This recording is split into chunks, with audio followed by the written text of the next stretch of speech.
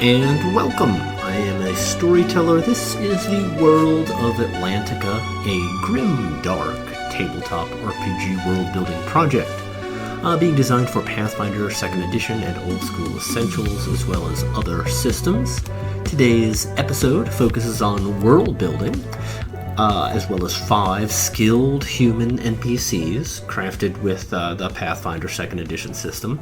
Now, the tools used to build these characters are basically the Path Builder app, an excellent tool for Pathfinder and for world building in general, and the Archives of Nethys website, which is where all the rules for Pathfinder, and basically that lets us do our research, which includes character abilities, equipment, and all sorts of rules.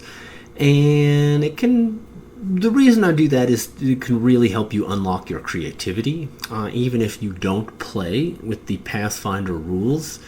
The options that Pathfinder gives you for character creation are incredible, and the Archives of Nethys is completely free. And the Path Builder app is, I think it's like $6, so with these 2 tools, you can create compelling fantasy characters. And in the future, I might make videos converting these NPCs from Pathfinder to OSR style NPCs, because I strongly believe that even if you are playing with a different system, Pathfinder 2nd Edition is really one of the best world building tools out there.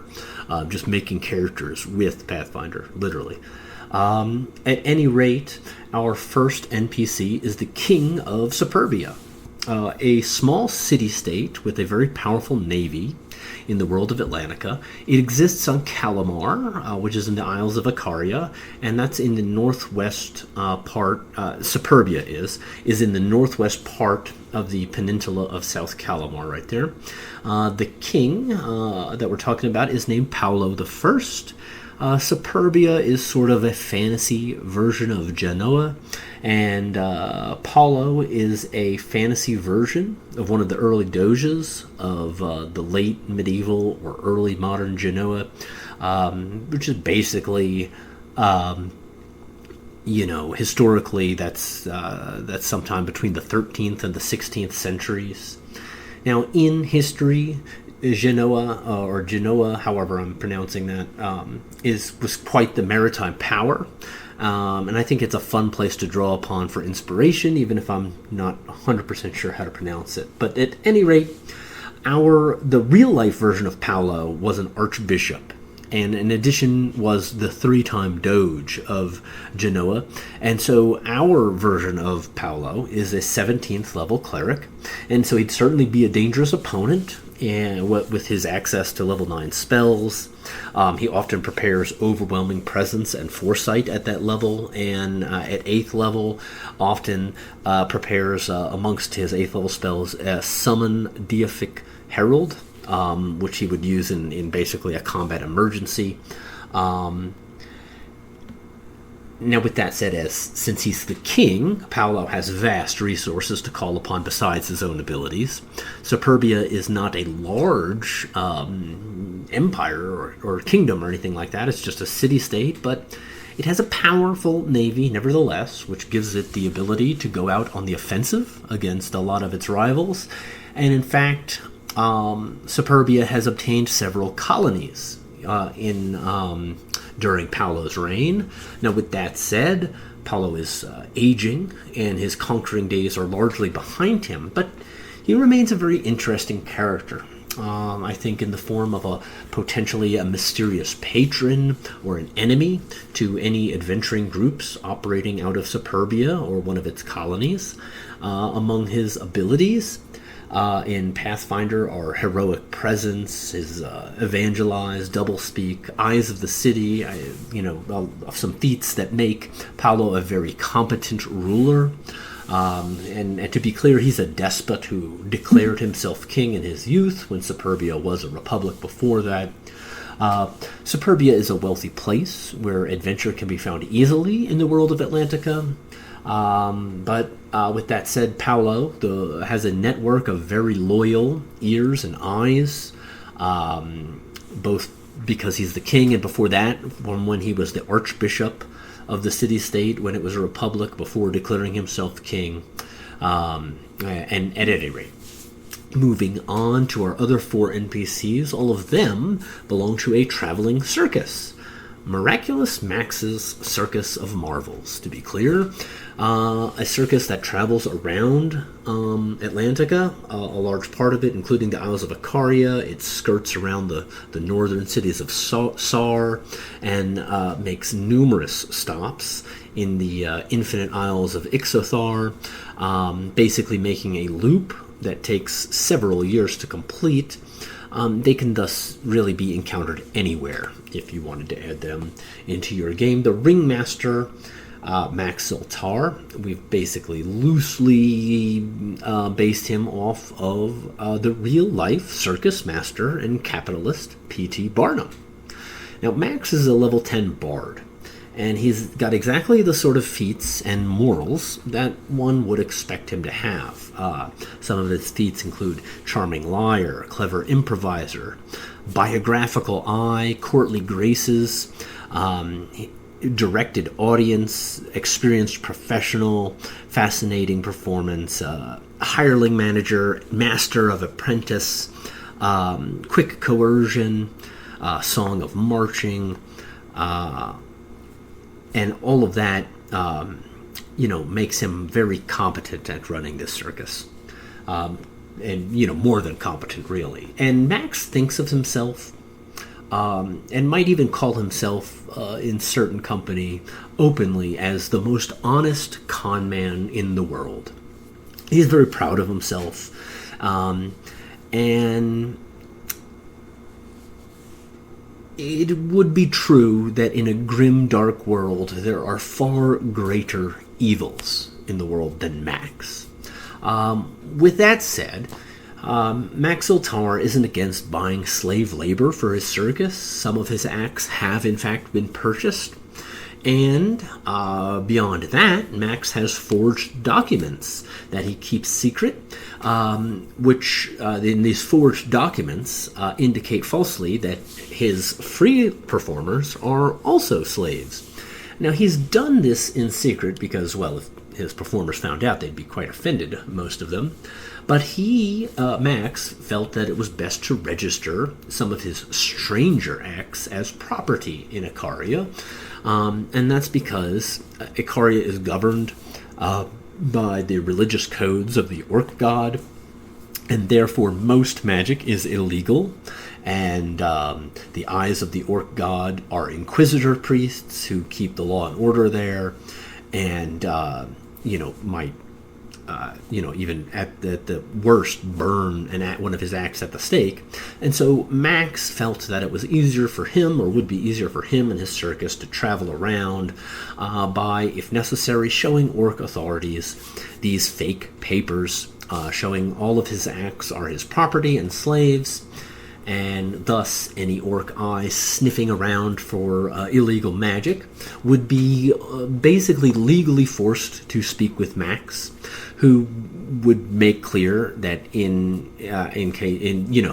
certainly no magic would be involved in his acts, just ordinary sleight of hand and naturally explained phenomena, rather than the Orc eyes being able to individually question members of the circus alone. Now, of course, regardless of this, if this was discovered by anyone, Max might be in for a full company revolt, frankly. With that said, another main character in the circus, if you would be Melody Rathmore, who is a level 10 thaumaturge in Pathfinder, and who is a massive part of why the circus is so successful. Don't get it wrong, Max puts on an excellent show. He's got a great eye for finding and developing talent, and even though he's a bit shady, he's a great teacher in the craft of entertainment. But thaumaturgy is incredibly rare in the world of Atlantica, and technically, in fact, illegal in the Isles of Icaria under Orc religious law. In fact, Melody's family and her lineage historically have been at times very, very persecuted by the orc eyes. But with that said, considering how advantageous her advice can be, especially to the powerful, Melody Rathmore is sought after for that advice by the powerful across Ikaria, since her abilities give her insights into how one might best navigate the future. And she charges quite a bit for this service to the wealthy merchants, nobles, monarchs, and once, reportedly, even to the great eye of the orc god himself. Her presence alone, therefore, gives the circus of the miraculous Max's Circus of Marvels an air of political protection across Ikaria, as well as a tidy fortune, since Max also obtains a portion of what she charges. For her part, being in the circus means being part of a large caravan, and that gives Melody Rathmore no small amount of physical protection, since the circus, especially when traveling, has to manage bandits, monsters, and other dangerous, and Melody would have to do that if she traveled as well by herself. And in fact, sometimes the circus hires adventurers as extra mercenary protection, especially when it plans on traveling across places like the Nacht Forêt. With that said, Melody's skill at telling fortunes gives the upper crust of Atlantica's society basically the same kind of excitement that the other acts of the circus give the children of Atlantica cities. And that means the upcoming arrival of the circus is eagerly awaited and spoken about in the cities of Ikaria. Melody's skill with astrology, combined with feats like dubious knowledge, oddity identification, and diverse lore, help her greatly with her craft. She performs this in a separate tent during the circus's performance, where she gives her wealthy clients advice in a private setting. Now, another separate tent in the circus gets put up during shows, and that belongs to Rowan Collins, a 5th level rogue with the Scoundrel's Racket in Pathfinder, and he runs games of chance as part of the circus, taking a cut of the games, which he then splits with Max Zoltar.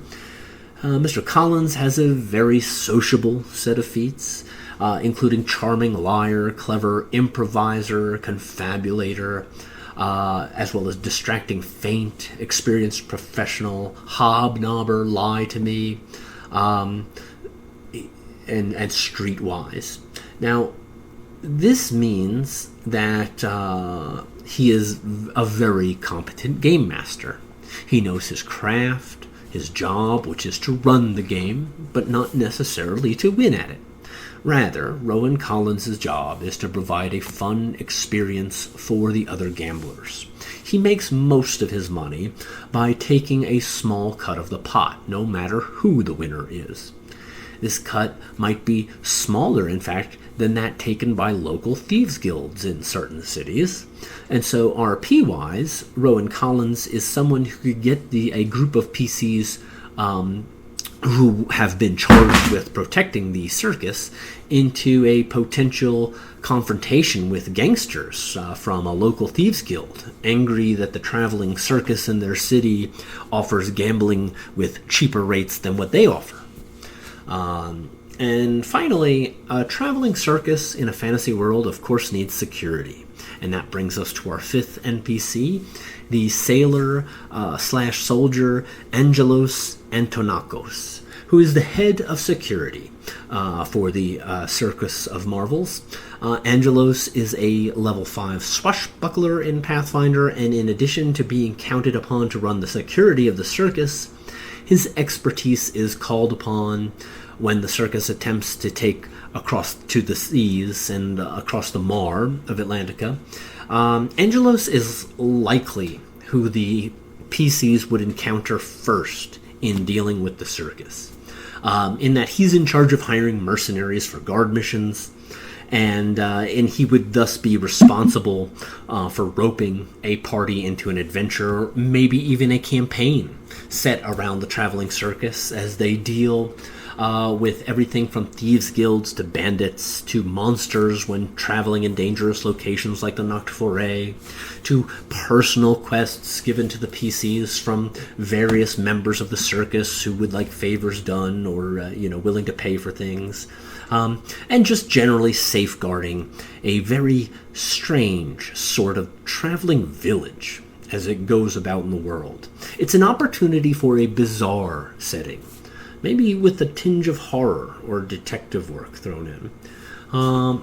With that said, if you want a copy of these stat blocks, as well as other monsters, maps, NPCs, and playable classes, check out the World of Atlantica Discord channel linked below, at least for now. Once we've got enough content, we'll start making supplements, and we can put a link up to Drive Through RPG. We can get that, probably with a pay for what you want kind of deal. We've got a lot more coming up in the future, so like and subscribe for more content like this. And until next time, peace!